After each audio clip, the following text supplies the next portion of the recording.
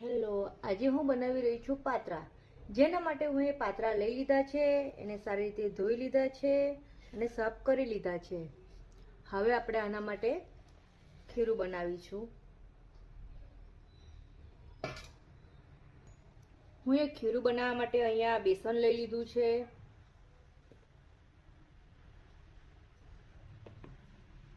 લોટ add કરીશું.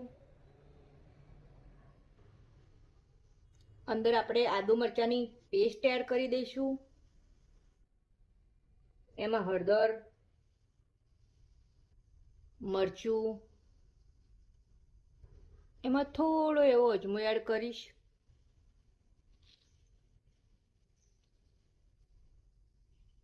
એમાં મીઠું એડ કરી દઈશું આપણે.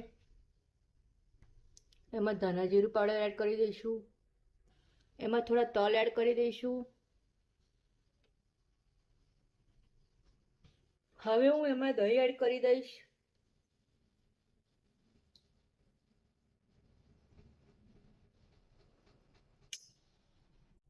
હવે આપણે આને ખીરું એડ કરી દઈશું. ખીરું બનાવી દઈશું સરસ મજાનું. થોડું થોડું પાણી અંદર એડ કરીને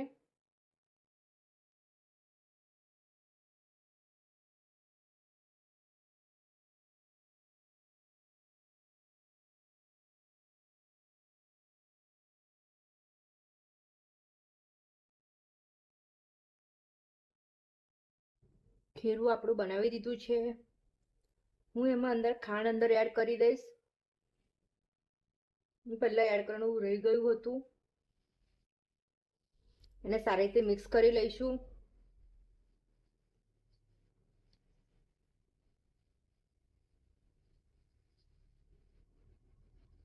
તૈયાર છે આપણું ખીરું બનીને રેડી. હવે બધા પાનને એક એક કરીને ચોપડી લઈશું બેસન. હું તો આને આ રીતે જ બનાવું છું. તમે કઈ રીતે બનાવો છો મને કોમેન્ટમાં જરૂરથી જણાવજો.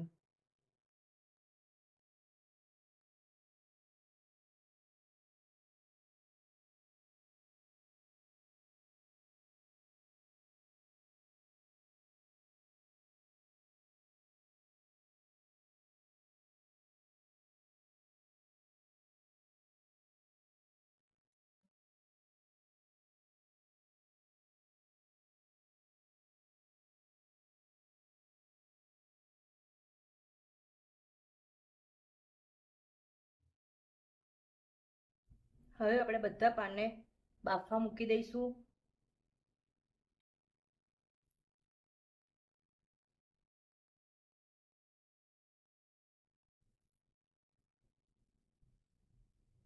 આ રીતે બધા પાનને ગોઠવી દઈશું. સારી રીતે બફાઈ જાય પછી આ પતંગની પાનને આપણે 20 થી 25 મિનિટ બફાવા દઈશું સારી રીતે.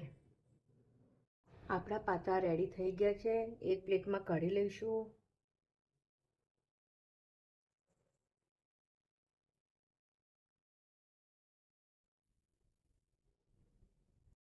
હવે આપણે આને કટ કરી લઈશું.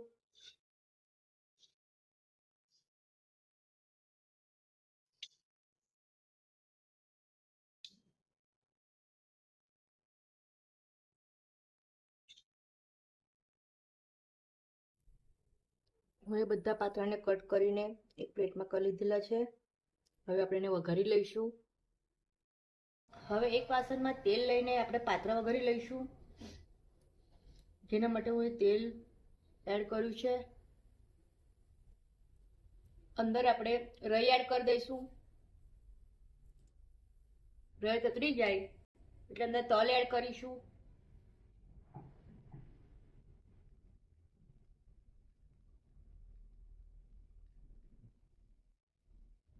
અંદર લસણ એડ કરી દઈશું.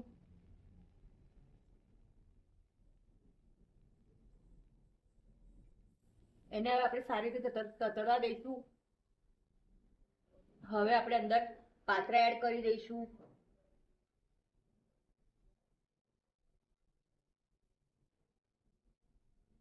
એને સારી રીતે મિક્સ કરી લઈશું.